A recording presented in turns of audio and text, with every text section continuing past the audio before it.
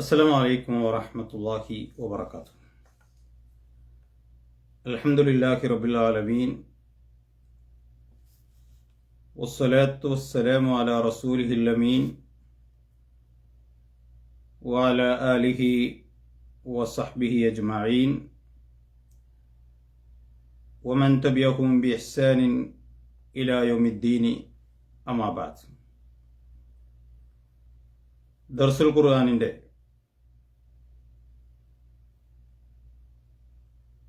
214-ാമത്തെ ക്ലാസ്സാണ് ഇന്ന് നമ്മൾ എടുക്കുന്നത്.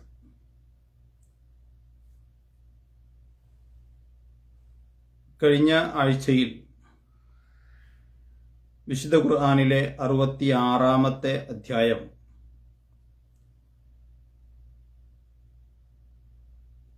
സൂറത്തു തഹരീമിലെ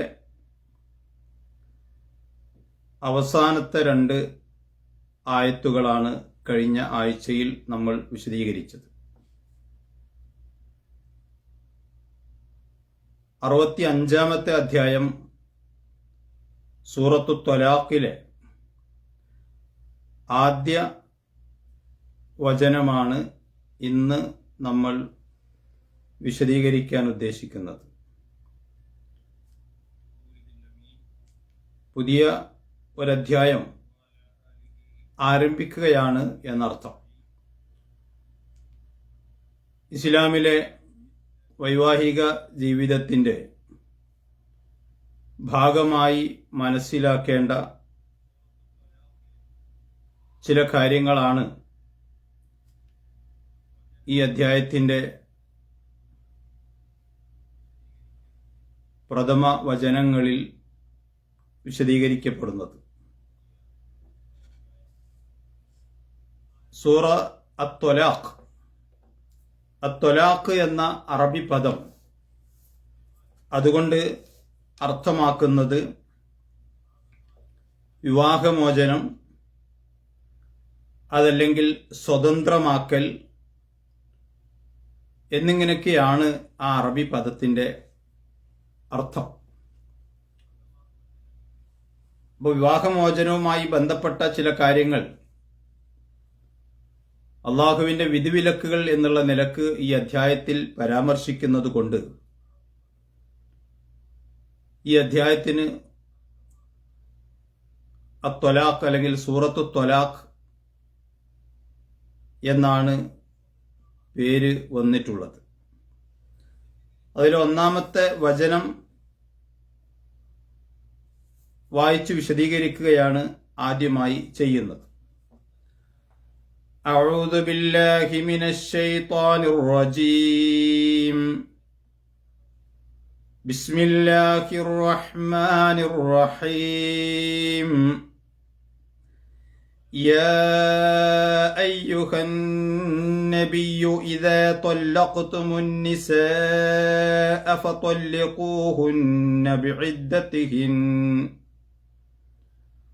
فطلقوهن لعدتهن واحصوا العدة واتقوا الله ربكم لا تخرجوهن من بيوتهن ولا يخرجن إلا أن يأتين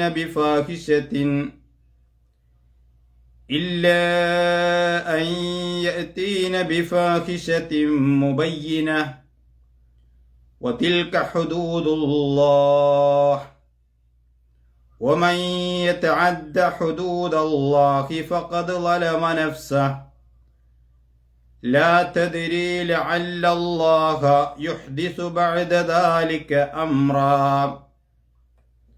ഈ ആയത്താണ് ഇന്ന് നമ്മൾ വിശദീകരിക്കുന്നത്.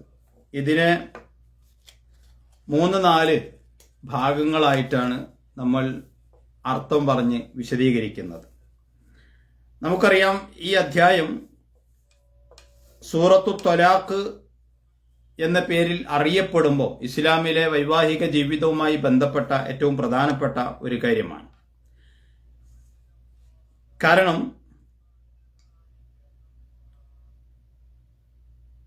ദമ്പതികൾ തമ്മിലുള്ള അല്ലെങ്കിൽ ഭാര്യ ഭർത്താക്കന്മാർ തമ്മിലുള്ള വിവാഹ കരാറിനെ അവർക്ക് പരസ്പരം ഒരുമിച്ച് പോകാൻ സാധ്യമല്ലാത്ത ഒരവസ്ഥ ഉണ്ടാകുമ്പോൾ അത് വാക്കിലൂടെയോ എഴുത്തിലൂടെയോ മതം അനുശാസിക്കുന്ന രീതിയിൽ അവസാനിപ്പിക്കുന്നതിനെയാണ് ഇസ്ലാമിക കർമ്മശാസ്ത്രത്തിൽ ത്വലാഖ് എന്ന പദം കൊണ്ട് അർത്ഥമാക്കുന്നത്. ഇസ്ലാം തീരെ പ്രോത്സാഹിപ്പിച്ചിട്ടില്ലാത്ത ഒരു കാര്യവും എന്നാൽ അനിവാര്യ സാഹചര്യത്തിൽ അനുവദിച്ചിട്ടുള്ള ഒരു കാര്യവുമാണ് ത്വലാഖ് എന്നുള്ളത് ആമുഖമായി നമ്മൾ മനസ്സിലാക്കുക. ഇത് പറയാനുള്ള കാരണം, പൊതുവെ ആധുനിക സമൂഹത്തിൽ ഇസ്ലാം എന്നത് വിവാഹം കഴിക്കാനും ഇഷ്ടം പോലെ വിവാഹമോചനം നടത്താനുമുള്ള അല്ലെങ്കിൽ അതിന് അനുമതി നൽകുന്ന ഒരു മതമാണ് എന്ന തെറ്റായ ധാരണ സമൂഹത്തിൽ നിലനിൽക്കുകയും വേറെ ചില ആളുകൾ അത് തന്ത്രപൂർവം പ്രചരിപ്പിക്കുകയും ചെയ്യുന്നു എന്നുള്ളത് ഒരു വസ്തുതയാണ്. അതുകൊണ്ട് തന്നെയാണ് ഈ ഒരു പോയിന്റ് കൃത്യമായി നമ്മൾ അറിഞ്ഞിരിക്കണം. ഇസ്ലാം തീരെ പ്രോത്സാഹിപ്പിച്ചിട്ടില്ലാത്തതും എന്നാൽ അനിവാര്യമായ സാഹചര്യത്തിൽ മാത്രം അനുവദിച്ചിട്ടുള്ള ഒരു കാര്യമാണ് ത്വലാഖ് എന്നുള്ളത്. ഇവിടെ ഇസ്ലാമിന്റെ ഒരു സവിശേഷത കൂടി നമ്മൾ മനസ്സിലാക്കേണ്ടതുണ്ട്. കാരണം ജൂത സമൂഹത്തിൽ ഉപാധികളില്ലാത്ത അല്ലെങ്കിൽ നിയന്ത്രണങ്ങളോ നിബന്ധനകളോ ഇല്ലാത്ത വിവാഹമോചനം അനുവദിച്ചു വരുന്നുണ്ട്. എന്നാൽ ക്രിസ്ത്യൻ സമൂഹത്തിൽ അവർ യഥാർത്ഥത്തിൽ ഒരു പുരുഷൻ ഒരു സ്ത്രീയെ വിവാഹം കഴിച്ചാൽ പിന്നീട് ഏതൊരു സാഹചര്യത്തിലും അവളെ വിവാഹമോചനം നടത്താൻ പാടില്ല. ദൈവം കൂട്ടിച്ചേർത്തത് അത് പിന്നെ വേർപിരിക്കാൻ പാടില്ല എന്നുള്ള ഒരു തത്വത്തിൽ നിന്നുകൊണ്ടാണ് അവരങ്ങനെ വിശ്വസിക്കുന്നത്. ചാരിത്ര ലംഘനത്തിന് മാത്രമാണ് വിവാഹമോചനം ക്രിസ്ത്യൻ സമൂഹത്തിൽ അനുവദിക്കപ്പെട്ടിട്ടുള്ളത്.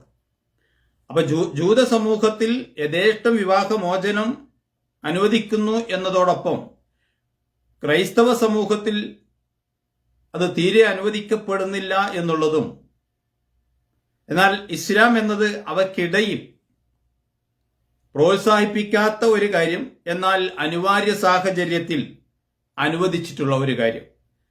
കാരണം അവർക്കിടയിൽ ഒരിക്കലും യോജിച്ചു പോകാൻ സാധിക്കാത്തൊരവസ്ഥ വരുമ്പോൾ രണ്ടുപേരുടെയും ജീവിതം നശിച്ചുകൂടാ.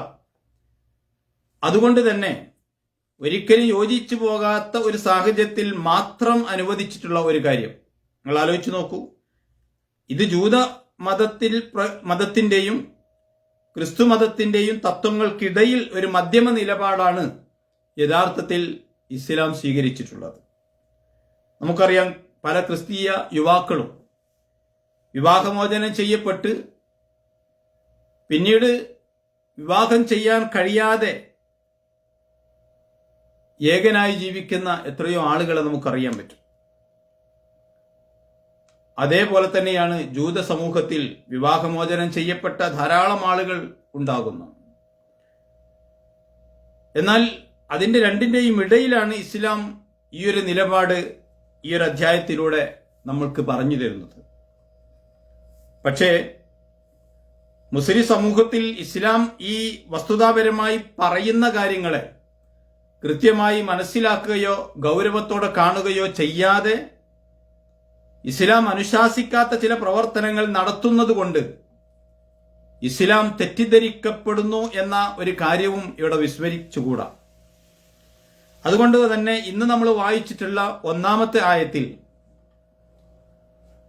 അതിന്റെ ആദ്യ ഭാഗത്ത് അള്ളാഹു പറയുന്നത് യാ അയ്യുഹൻ നബിയു ഇദാ ത്വല്ലഖ്തുമുൻ നിസാഅ ഫത്വല്ലിഖൂഹുന്ന ബിഇദ്ദത്തിഹിന്ന. നബി സല്ലല്ലാഹു അലൈഹി വസല്ലമയെ അഭിസംബോധന ചെയ്തുകൊണ്ട് മൊത്തത്തിലൊരു നിയമം അള്ളാഹു പഠിപ്പിക്കുകയാണ്. ഈ പഠിപ്പിക്കുമ്പോൾ അള്ളാഹു പ്രവാചകനെ അഭിസംബോധന ചെയ്യുന്നു എന്നതും ആ അഭിസംബോധന ചെയ്തുകൊണ്ട് പറയുന്ന കാര്യം ഇസ്ലാമിലെ കർമ്മശാസ്ത്രപരമായ ത്വലാഖുമായി ബന്ധപ്പെട്ട ഒരു കാര്യമാണ്. അതുകൊണ്ട് തന്നെ നബി തിരുമേനിയോട് അള്ളാഹു പറയുന്നത് ഇദാ ത്വല്ലഖ്തുമുൻ നിസാഅ, സ്ത്രീകളെ നിങ്ങൾ വിവാഹമോചനം നടത്തുമ്പോൾ ഫത്വല്ലിഖൂഹുന്ന ലിഇദ്ദത്തിഹിന്ന, നിങ്ങൾ അവരുടെ ഇദ്ദ കണക്കാക്കണം. ഇദ്ദ എന്ന് പറയുന്നത് വിവാഹമോചനം ചെയ്യപ്പെടുന്ന സ്ത്രീ അവർ കാത്തിരിക്കേണ്ട സമയം, അതിനാണ് യഥാർത്ഥത്തിൽ ഇദ്ദകാലം എന്ന് പറയുന്നത്. വിവാഹമോചിത അല്ലെങ്കിൽ മുസ്ലിം സമുദായം അനുഷ്ഠിക്കേണ്ടുന്ന പല നിയമങ്ങളെയും വൈവാഹികമായി അവർ പാലിക്കേണ്ട നിയമങ്ങളെയും ഒക്കെ ഈ ഒരു ആയത്തിലും അതിനുശേഷവും അള്ളാഹു പറയുന്നുണ്ട്. ഇസ്ലാമിൽ ഇദ്ദ എന്ന് പറയുന്ന ഒരു അറബി പദം, ആ അറബി പദത്ത് കൊണ്ട് ഉദ്ദേശിക്കുന്നത് പല നിലക്ക് ഒരു സ്ത്രീ വിധവയാകും. ഒന്നുകിൽ അവളുടെ ഭർത്താവ് മരിച്ചത് കൊണ്ട് വിധവയാകാം, അതല്ലെങ്കിൽ വിവാഹം കഴിച്ച് കുറെ കാലം ജീവിച്ച് അവർക്കിടയിൽ അസ്വാരസ്യങ്ങൾ ഉണ്ടായി അങ്ങനെ വിവാഹമോചനത്തിൽ കലാശിക്കാം. മൂന്നാമതായി വിവാഹം കഴിച്ച ഉടനെ തന്നെ അവർ ലൈംഗിക ബന്ധത്തിൽ ഏർപ്പെടുന്നതിന്റെ മുമ്പ് ഒരുപക്ഷെ അവർ വിവാഹമോചിതരായേക്കാം.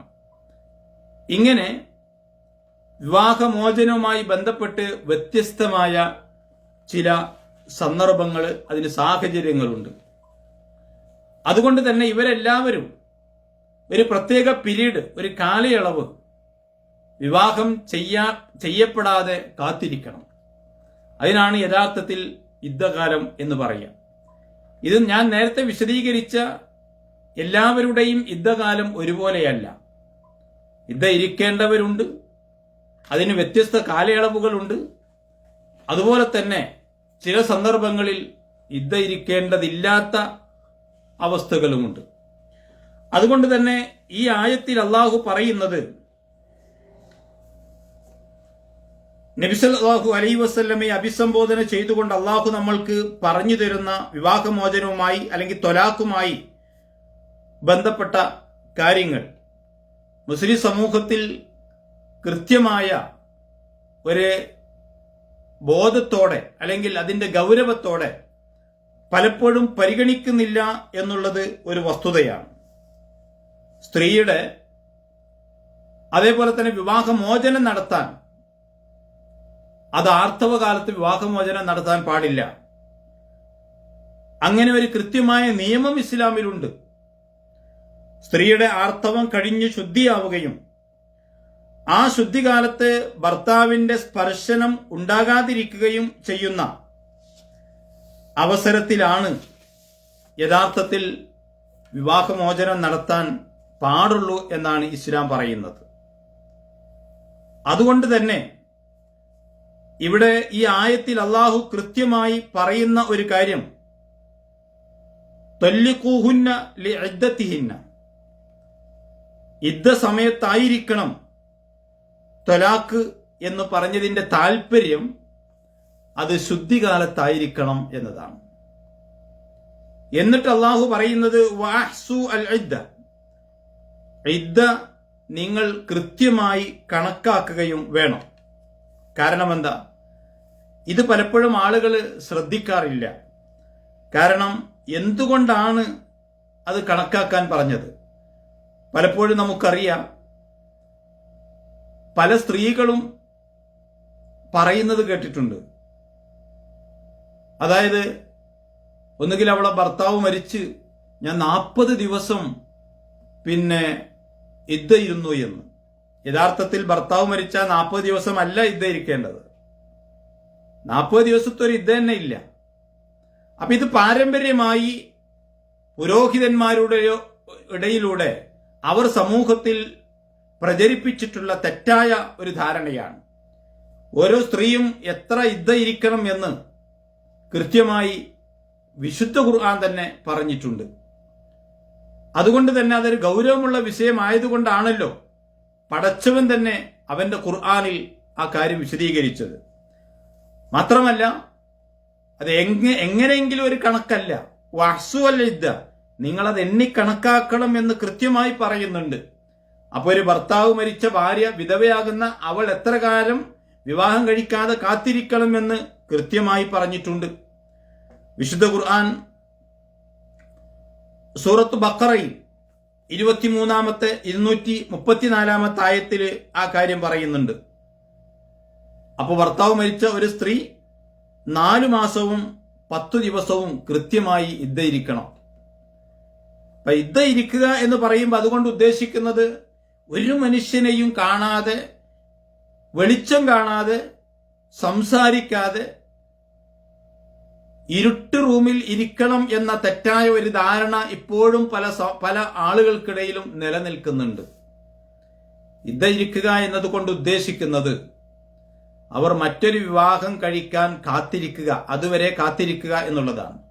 ആ കാത്തിരിപ്പ് ആർഭാടങ്ങളില്ലാതെ, വിനോദങ്ങളിൽ ഏർപ്പെടാതെ, കൂടുതലായി പുറങ്ങളിൽ പോവാതെ തന്റെ വീട്ടിൽ അടങ്ങി ഒതുങ്ങിയിരിക്കുക എന്നുള്ളതാണ്. കാരണം തന്റെ ഭർത്താവ് മരിച്ച ദുഃഖത്തിൽ, ആ വിഷമത്തിലിരിക്കുന്ന ഒരവസ്ഥ. മറിച്ച് ഭർത്താവ് മരിച്ച് പിറ്റേ ദിവസം അല്ലെങ്കിൽ പിറ്റത്തെ ആഴ്ച മുഖമിനുക്കി മുഖത്ത് തേക്കേണ്ടതെല്ലാം തേച്ച് അണിഞ്ഞൊരുങ്ങി പുറത്തു പോകുന്നതിനെ കൃത്യമായി ഇസ്ലാം വിലക്കുന്നുണ്ട്. കാരണം അവൾ ഇത്രയും 4 മാസവും 10 ദിവസവും ഇദ്ദ ഇരിക്കണം എന്നുള്ളതാണ്. അതിന് പ്രത്യേക വസ്ത്രങ്ങളൊന്നുമില്ല. പല സ്ഥലങ്ങളിലും അങ്ങനെയും പല വിശ്വാസങ്ങളുണ്ട്. അതേപോലെ തന്നെയാണ് ഭർത്താവുമായി സ്പർശനമുണ്ടാകുന്നതിന് മുമ്പ് ഒരാണും പെണ്ണും വിവാഹം കഴിച്ചു, എന്നിട്ട് അവര് ലൈംഗിക ബന്ധത്തിൽ ഏർപ്പെടുന്നതിന്റെ മുമ്പ് അവൾ ത്വലാഖ് ചെയ്യപ്പെട്ടു. അങ്ങനെയെങ്കിൽ അവൾ ഇദ്ദ ആചരിക്കേണ്ടതില്ല. വിശുദ്ധ ഖുർആൻ 33-ാമത്തെ അധ്യായം 49-ാമത്തെ വചനത്തിൽ ആ കാര്യം പറയുന്നുണ്ട്. അപ്പൊ ലൈംഗിക ബന്ധം നടന്നിട്ടില്ലെങ്കിൽ അവൾ ഇദ്ദ ആചരിക്കേണ്ടതില്ല. മൂന്നാമതൊരു വിഭാഗമുണ്ട്.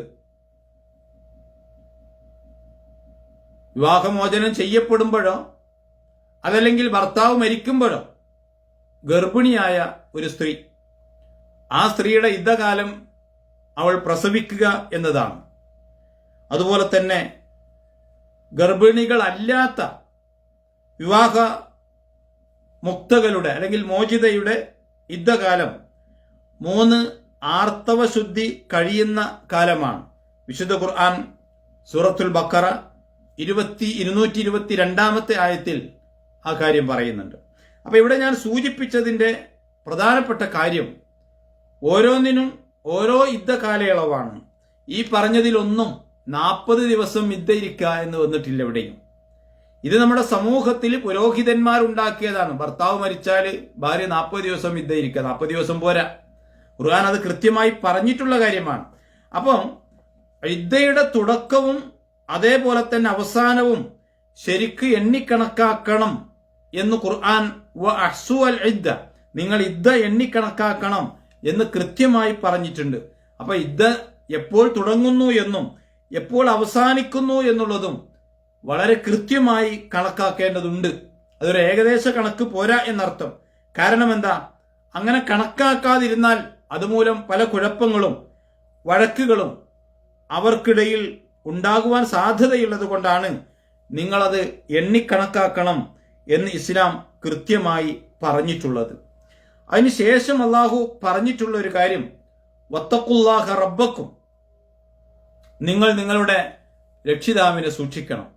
കാരണം എന്താ അറിയോ, ഈ യുദ്ധ കാലയളവ് എന്ന് പറയുമ്പോൾ ആ യുദ്ധ കാലയളവിൽ ഭർത്താവ് ചെയ്യേണ്ട കുറെ കാര്യങ്ങളുണ്ട്.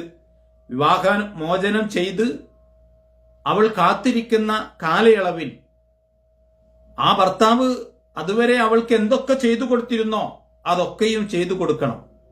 മാത്രമല്ല ഖുർആൻ പറയുന്ന മറ്റൊരു കാര്യം, ആ വിവാഹമോചനം ചെയ്യപ്പെട്ട സ്ത്രീ ലാ തുഖ്രിജൂഹുന്ന മിൻ ബുയൂതിഹിന്ന വലാ യഖ്റുജ്ന ഇല്ലാ അൻ യഅതീന ബിഫാഹിശത്തിൻ മുബയ്യിന. ഭർത്താവ് അവൾ താമസിക്കുന്ന വീട്ടിൽ നിന്ന് അവളെ പുറത്താക്കാൻ പാടില്ല. ത്വലാഖ് ചൊല്ലി നീ പൊയ്ക്കോ എന്ന് പറഞ്ഞ് അവളെ ഓടിക്കാൻ പാടില്ല. അവൾ അങ്ങനെ ആ വീട്ടിൽ നിന്ന് പുറത്തു പോകാനും പാടില്ല സ്വയം. ഇനി അവൾ എന്തെങ്കിലും വ്യക്തമായ ഒരു നീച വേശ്യാവൃത്തി പോലെ എന്തെങ്കിലും ഒരു നീചവൃത്തി ചെയ്തെങ്കിലല്ലാതെ അവൾ പുറത്തു പോകാൻ പാടില്ല. അങ്ങനെ ചെയ്തിട്ടുണ്ടെങ്കിൽ അത് അനുവദനീയമാണ്, പോകൽ അനുവദനീയമാണ് എന്നാണ് അതിനെ വിശദീകരിച്ചുകൊണ്ട് പണ്ഡിതന്മാർ പറഞ്ഞത്. ഇനി അതല്ലാത്ത ഒരു സന്ദർഭത്തിൽ, ഒരു സാഹചര്യത്തിൽ ഭർത്താവിന്റെ വീട്ടിൽ തന്നെയാണ് യുദ്ധകാലം അവൾ താമസിക്കേണ്ടത്. 3 ആർത്തവശുദ്ധി കാലം അവിടെ തന്നെയാണ് താമസിക്കേണ്ടത് എന്നർത്ഥം. അതിനെന്തുകൊണ്ട് അതങ്ങനെ എന്നതിന്റെ രഹസ്യവും അതിലുള്ള തത്വവും അടുത്ത ഭാഗത്ത് അള്ളാഹു പറയുന്നുണ്ട്. പക്ഷേ പലപ്പോഴും വിവാഹമോചനം ചെയ്യപ്പെട്ട സ്ത്രീ ആ നിമിഷം തന്റെ ഭർത്താവിന്റെ വീട്ടിൽ നിന്ന് പുറത്തു പോകാറാണ് പതിവ്. അല്ലെങ്കിൽ അയാൾ അവളെ പുറത്താക്കുകയാണ് ഇന്ന് കാണപ്പെടുന്നത്. അവൾ അല്പം സാമ്പത്തിക ശേഷിയും വീട്ടുകാരുടെ സപ്പോർട്ടുമുള്ളവളാണെങ്കിൽ ഭർത്താവ് പുറത്താക്കുന്നതിന്റെ മുമ്പ് തന്നെ അവൾ അവളുടെ വീട്ടിലേക്ക് പോകും. യഥാർത്ഥത്തിൽ ഇതൊന്നും പാടില്ല എന്നാണ് അള്ളാഹു പറയുന്നത്. കാരണം എന്താ? അവൾ ആ വീട്ടിൽ തന്നെ താമസിക്കണം എന്നത് അള്ളാഹുവിന്റെ തീരുമാനമാണ്. അങ്ങനെ ആ വീട്ടിലായ അവൾ യുദ്ധകാലത്ത് താമസിക്കുമ്പോൾ അവൾക്ക് വേണ്ട ഭക്ഷണം, അവൾക്ക് വേണ്ട വസ്ത്രം, അവൾക്ക് വേണ്ട മറ്റു കാര്യങ്ങൾ എല്ലാം അയാൾ തന്നെയാണ് ചെയ്തു കൊടുക്കേണ്ടത്. അങ്ങനെ ഒരു ബാധ്യത പലപ്പോഴും നിർവഹിക്കപ്പെടുന്നില്ല. അങ്ങനെ ഒരു ഉത്തരവാദിത്വം പല ഭർത്താക്കന്മാരും നിർവഹിക്കുന്നില്ല. അതുകൊണ്ട് തന്നെ ഈ യുദ്ധകാലം കണക്കാക്കുകയും അതിന്റെ അവസാനം വരെ, അല്ലെങ്കിൽ അത് എത്ര എന്ന് കൃത്യമായി കണക്കാക്കി ആ കാലയളവിൽ അവർക്കുള്ള ഭക്ഷണം, വസ്ത്രം, താമസം എല്ലാം അയാളുടെ ഉത്തരവാദിത്വമാണ് എന്ന് അയാൾ മനസ്സിലാക്കണം. പക്ഷേ ഈ കാര്യങ്ങളൊന്നും കൃത്യമായി മനസ്സിലാക്കാതെ ഒന്നുകിൽ അവളെ പുറത്താക്കുന്നു, അതല്ലെങ്കിൽ അവൾ സ്വയം പുറത്തു പോകുന്നു. എന്നിട്ട് അവർക്കിടയിൽ പലവിധത്തിലുള്ള പ്രശ്നങ്ങൾ ഉണ്ടാകുന്നു. യഥാർത്ഥത്തിൽ പിന്നീട് പെട്ടെന്ന് കേസാകുന്നു, കോടതികൾ കയറേണ്ടി വരുന്നു. ഇസ്ലാം ഒരിക്കലും പ്രോത്സാഹിപ്പിക്കാത്ത ഒരു കാര്യമാണ് തലാഖ് എന്നുള്ളത്. അതുകൊണ്ടാണ് വേർപിരിയാൻ, പിന്നീട് തിരിച്ചെടുക്കാൻ പറ്റാത്ത രൂപത്തിൽ ഖുർആൻ ഒരു സ്ഥലത്ത് പറഞ്ഞു അത്വലാഖു മറത്താനി എന്ന് പറഞ്ഞാൽ ത്വലാഖ് 2 പ്രാവശ്യമാണ്. അതിന്റെ അർത്ഥം എന്താ? ഒരാൾ വിവാഹമോചനം നടത്തിയാൽ വീണ്ടും അയാൾക്ക് അവളെ തിരിച്ചെടുക്കാം. പിന്നെയും വിവാഹമോചനം നടത്തിയാൽ പിന്നെയും അവർക്കിടയിൽ രഞ്ജിപ്പുണ്ടായാൽ, യോജിപ്പുണ്ടായാൽ അവളെ തിരിച്ചെടുക്കാം. 3ാമത് തലാഖ് നടത്തിയാലാണ് അവളെ തിരിച്ചെടുക്കാൻ പറ്റാത്തത്. അതിന് വേറെ ചില നിയമങ്ങളുണ്ട്. അപ്പൊ തിരിച്ചെടുക്കാൻ പറ്റുന്ന വിവാഹമോചനം അല്ലെങ്കിൽ തലാഖ് 2 പ്രാവശ്യമാണ് എന്നൊരു സ്ഥലത്ത് പറഞ്ഞു. 3ാമതും അയാൾ തലാഖ് ചൊല്ലിയാൽ പിന്നെ അവളെ തിരിച്ചെടുക്കണമെങ്കിൽ വേറെ ചില നിയമങ്ങളുണ്ട്.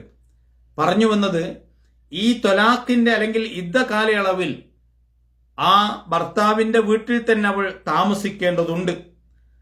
അവൾ കൃത്യമായ അല്ലെങ്കിൽ വ്യക്തമായ വേശ്യാവൃത്തി പോലെയുള്ള എന്തെങ്കിലും നീചകൃത്യങ്ങൾ അവളുടെ ജീവിതത്തിൽ അവൾ പ്രവർത്തിച്ചു എങ്കിൽ മാത്രം അവൾക്ക് അവിടെ നിന്ന് പോകാവുന്നതാണ് എന്നാണ് ഖുർആൻ പറയുന്നത്.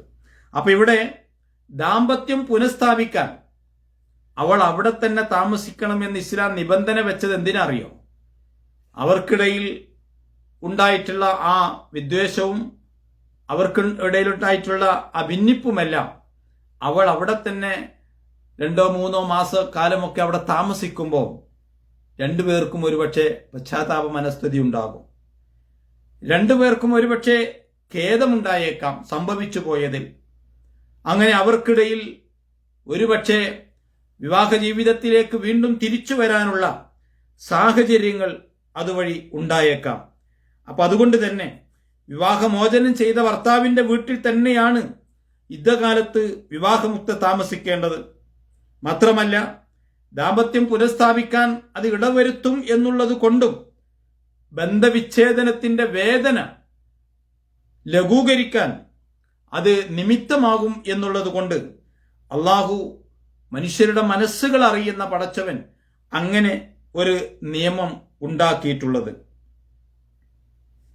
മാത്രമല്ല ഒരുപക്ഷെ യുദ്ധകാലം കഴിയുന്നതിന്റെ മുമ്പായി തന്നെ അവളെ മടക്കിയെടുക്കുവാനും അയാൾക്ക് അതുവഴി സാഹചര്യമൊരുങ്ങുന്നു. അപ്പൊ യുദ്ധയിലിരിക്കുന്ന സ്ത്രീയുടെ താമസവും ഭക്ഷണവും ഒക്കെ അയാൾ നൽകുന്നതോടൊപ്പം പിന്നീട് അവർക്കിടയിൽ ഒരു രഞ്ജിപ്പിന്റെ സാഹചര്യം ഉണ്ടാകുന്നു എന്നുള്ളതാണ്. അതുകൊണ്ടാണ് അവിടെ തന്നെ അത് അള്ളാഹുവിന്റെ ഒരു ഹിക്മത്താണ്. അത്രയും വിവാഹബന്ധം മുറിക്കാൻ പാടില്ല, അതിനെ ഇസ്ലാം നിരുത്സാഹപ്പെടുത്തുന്നു എന്നുള്ളത് കൊണ്ടാണ് യഥാർത്ഥത്തിൽ 2-3 അവസരങ്ങൾ അവർക്ക് വീണ്ടും നൽകുന്നത്. ഇങ്ങനെ നൽകുന്ന മതം ഏതാ ഉള്ളത്? ഏതുമില്ലല്ലോ. യഥാർത്ഥത്തിൽ ഈ നിയമങ്ങൾ, ഇസ്ലാം പറയുന്ന കാര്യങ്ങൾ മുസ്ലിങ്ങൾ പൊതുവെ നിർവഹിക്കാത്തത് കാരണം ആദ്യ തലാഖിൽ തന്നെ അവളെ പിരിച്ചയച്ച് അവർക്കിടയിൽ കേസുകളുണ്ടായി കോടതി കയറുന്ന വളരെ മോശമായ ഒരു സാഹചര്യം ഉണ്ടാകുന്നത് ഇസ്ലാമിൽ അല്ലെങ്കിൽ മുസ്ലിങ്ങൾ നടത്തുന്ന തലാഖുകൾ ഒന്നും തന്നെ ഈ രൂപത്തിലുള്ളതോ അനിവാര്യമായ സാഹചര്യങ്ങളിലോ അല്ല എന്നുള്ളത് കൊണ്ടാണ്. ഇവിടെ സംഭവിക്കുന്നത് മുസ്ലിങ്ങളുടെ ഈ അറിവില്ലായ്മയോ അല്ലെങ്കിൽ ഈ വിഷയത്തെ ഗൗരവതരമായി കാണാത്തത് കൊണ്ടോ ഇസ്ലാം വിമർശിക്കപ്പെടുന്നു, ഇസ്ലാം വിമർശകർക്ക് അതൊരു വളമായി മാറുന്നു എന്നതാണ് യഥാർത്ഥത്തിൽ സംഭവിച്ചുകൊണ്ടിരിക്കുന്നത്. ഈ ആയത്തിന്റെ അവസാനത്തിൽ അള്ളാഹു പറയുന്നുണ്ട്, വതിൽക ഹുദൂദുല്ലാഹ്, ഇത് അള്ളാഹുവിന്റെ അതിർവരമ്പുകളാണ്. ഈ അതിർവരമ്പുകളെ ഒരിക്കലും നമ്മൾ ലംഘിക്കാൻ പാടില്ല. ഖുർആൻ വീണ്ടും പറയുന്നു, വമൻ യതഅദ്ദ ഹുദൂദല്ലാഹി ഫഖദ് ളലമ നഫ്സ. ഇനി ആരെങ്കിലും ഈ അതിർവരമ്പുകളെ ലംഘിക്കുന്നുവെങ്കിൽ അവനോട് തന്നെയാണ് അക്രമം പ്രവർത്തിക്കുന്നത്. അപ്പൊ തീർച്ചയായും ഈ കാര്യം ദുന്യാവിലെ ഒരു കേസോടുകൂടി അവസാനിക്കുന്നതല്ല. അള്ളാഹു പറഞ്ഞ നിയമപ്രകാരമല്ലാതെയാണ് വിവാഹമോചനങ്ങളും അതേപോലെ തന്നെ സ്ത്രീക്ക് പുരുഷനെ ഒഴിവാക്കാനുള്ള ഒരവസരം എന്നുള്ളവർക്ക് ഖുൽഅ് പോലെയുള്ള ഇസ്ലാമിക ദാമ്പത്യ ജീവിതത്തിലെ കർമ്മശാസ്ത്രപരമായ ഈ കാര്യങ്ങളുടെ കൃത്യമായ ബോധമില്ലാതെ അല്ലെങ്കിൽ അറിവില്ലാതെ പല മുസ്ലിങ്ങളും പ്രവർത്തിക്കുന്നു എന്നുള്ളത് കൊണ്ട് പല അപകടങ്ങളും ഉണ്ടാകുന്നു. ഇസ്ലാം വിമർശിക്കപ്പെടുന്നു. മാത്രമല്ല അങ്ങനെ ചെയ്യുന്നവർ പരലോകത്ത് അവർ ചോദ്യം ചെയ്യപ്പെടും എന്ന കാര്യം അവർ വിസ്മരിക്കുകയും ചെയ്യുന്നു. അതുകൊണ്ടാണ് അള്ളാഹു പറയുന്നത്, ഇത് അള്ളാഹുവിന്റെ അതിർവരമ്പുകളാണ്. ഈ അതിർവരമ്പുകളെ വിട്ടുകിടക്കുന്നവർ അവരോട് തന്നെയാണ് യഥാർത്ഥത്തിൽ അനീതി കാണിക്കുന്നത്. കാരണം അള്ളാഹു വിവാഹമോചനം ചെയ്യപ്പെട്ട സ്ത്രീ അവിടെ തന്നെ താമസിക്കണം എന്നൊക്കെ പറയാനുള്ള കാരണം, നിബന്ധന വെക്കാനുള്ള കാരണം, ലാ തദ്രി, നിങ്ങൾക്കറിയില്ല, ലഅല്ലല്ലാഹ യുഹ്ദിസു ബഅദ ദാലിക അംറ, അള്ളാഹു അവർക്കിടയിൽ പിന്നെ എന്താണ് പുതിയ കാര്യങ്ങൾ ഉണ്ടാക്കുന്നത് എന്ന് നിങ്ങൾക്കറിയില്ല. അതുകൊണ്ട് നിങ്ങൾക്കറിയാത്ത മനസ്സുകളുടെ മന്ത്രങ്ങൾ അല്ലെങ്കിൽ മനസ്സുകളെ അറിയുന്ന പടച്ചവൻ അവർക്കിടയിൽ വീണ്ടും ഇണക്കമുണ്ടാക്കിയേക്കാം. അവിടെ തന്നെ താമസിക്കുമ്പോൾ അവർക്കിടയിൽ അവരുടെ വേദന ലഘൂകരിച്ചുകൊണ്ട് വീണ്ടും ഒന്നിക്കുവാനുള്ള ഒരവസരം ഒരുപക്ഷെ ഉണ്ടാകണം. അതുകൊണ്ടാണ് അള്ളാഹു വിവാഹമോചനം ചെയ്യപ്പെട്ട സ്ത്രീ ഭർത്താവിന്റെ വീട്ടിൽ തന്നെ താമസിക്കണമെന്നും കൃത്യമായ കാലയളവുകൾ എണ്ണിക്കണക്കാക്കി അത് പാലിക്കണമെന്നും, അത് വിവാഹമോചിത ആണെങ്കിലും അല്ലെങ്കിൽ ഭർത്താവ് മരണപ്പെട്ട വിധവയാകുന്ന സ്ത്രീയാണെങ്കിലും അതല്ലെങ്കിൽ വിവാഹബന്ധത്തിന് ശേഷം ലൈംഗിക ബന്ധത്തിൽ ഏർപ്പെടാതെ വിവാഹമോചനം ചെയ്യപ്പെട്ടവരാണെങ്കിൽ അവർക്ക് മാത്രമാണ് യുദ്ധ ഇരിക്കേണ്ടതില്ലാത്തത്. എന്നാൽ മറ്റുള്ളവർക്ക് യുദ്ധ കാലാവധി ഉണ്ട്. അത് വ്യത്യസ്തമായ കാലയളവുകളാണ്. അത് ഭർത്താവിന്റെ വീട്ടിൽ തന്നെയാണ് അവർ നിർവഹിക്കേണ്ടത് എന്ന കാര്യങ്ങളൊക്കെ കൃത്യമായി നമ്മൾ ഖുർആന്റെ വചനങ്ങളിലൂടെ പഠിക്കുമ്പോൾ നമ്മളും യഥാർത്ഥത്തിൽ ഇസ്ലാമും എവിടെയാണ്? ഇന്നത്തെ വിവാഹമോചനവും ഇസ്ലാമും തമ്മിൽ എന്ത് ബന്ധമാണുള്ളത് എന്ന് നമ്മൾ ബോധ്യപ്പെടും. നമ്മൾക്ക് അവിടെയാണ് ഈ വിഷയങ്ങളിലൊക്കെ എത്രമാത്രം നമ്മൾ ഇസ്ലാമിൽ നിന്ന് അകന്നു പോയിരിക്കുന്നു എന്ന കാര്യം നമുക്ക് മനസ്സിലാവുക.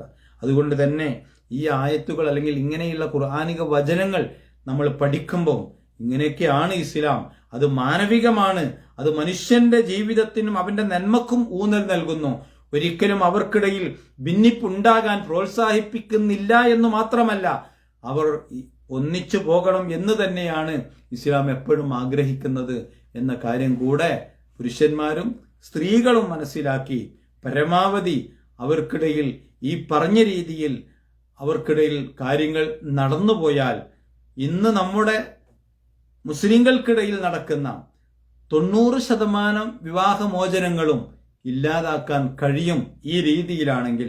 പക്ഷെ ഒന്നും ഈ രീതിയിലല്ലാത്തത് കൊണ്ട് തന്നെയാണ് വിവാഹമോചനങ്ങൾ വ്യാപകമാകുന്നത്.